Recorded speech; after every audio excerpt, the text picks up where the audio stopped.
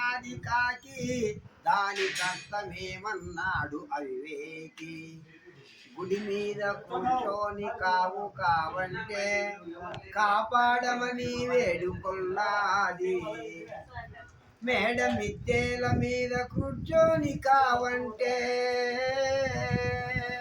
మేడ మిద్దెల మీద కూర్చొని కావంటే కావు నీకివి శాశ్వతములు కావన్నది. వినవే వినవే వెర్రి మనసా నీకు వేదాంతమేమందో తెలుసా. పక్షి ఏమని పలికిందో తెలుసా, ఆ పలుకులో మెలిక ఏముందో తెలుసా. కొక్కరో కోయంది కోడి దాని కష్టమేమన్నది విధి బోడి. కొక్కరో కోయంది కోడి దాని కష్టమేమన్నాడు విధి బోడి. తెల్లవారక ముందే కొక్కరో కోయంటే ఇక నిద్ర మేలుకోమన్నది. తెల్లవారక ముందు కొక్కరో కోయంటే ఇక నిద్ర మేలుకోమన్నది. తెల్లవారిన వేళ కొక్కరో కోయంటే తెల్లవారిన వేళ కొక్కరో కోయంటే నీ బ్రతుకు తెల్లవారక ముందే తెలుసుకోమన్నది. వినవే వినవే వెర్రి మనస నీకు వేదాంతమేమందో తెలుసా. పక్షి ఏమని పలికిందో తెలుసా, ఆ పలుకులో మెలిక ఏముందో తెలుసా. కిలకిలా మన్నాది చిలుక దాని పలుకులో ఉన్నది మెలిక. కిలకిలా మన్నాది చిలుక దాని పలుకులో ఉన్నది మెలిక. కొమ్మల్లో రెమ్మల్లో కిలకిలాయంటే కమ్మగా బ్రతుకిలా అన్నది. కొమ్మల్లో రెమ్మల్లో కిలకిలాయంటే కమ్మగా బ్రతుకిలా అన్నది. పంజిరములో నుండి కిలకిలాయంటే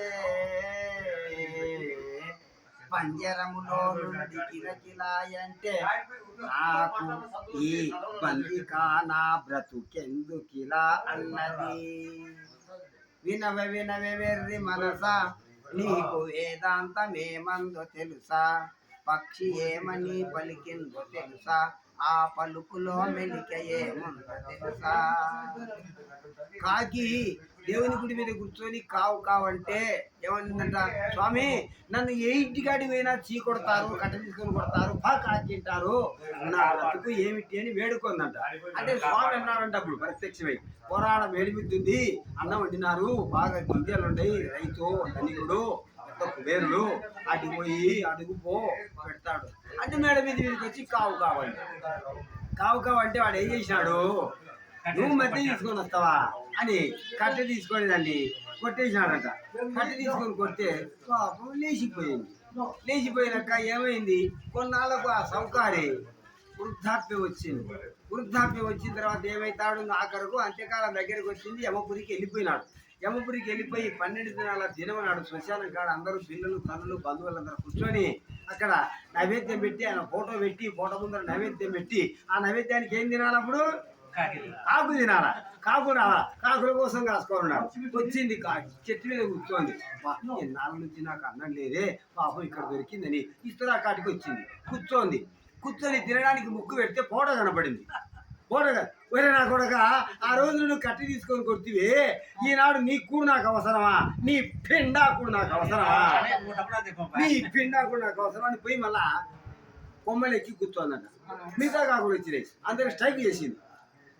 ఎవరే కానీ ఆ అన్నం తినద్దు, వాడు పాపి, వాడు ఆనాడు కట్టె తీసుకొని కొట్టాడు మనల్ని, కాబట్టి పిడికెడు కూడేలా, ఈనాడు వాడిని పిండా కూడా అవసరం మనం.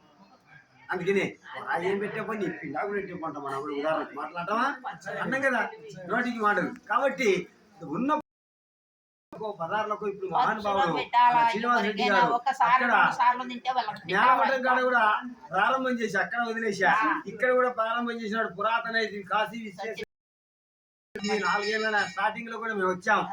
2 నెలలు 3 నెలలు బాగా తిరిగినాం.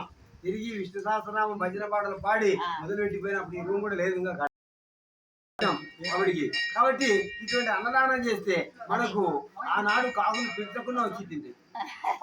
ఇప్పుడు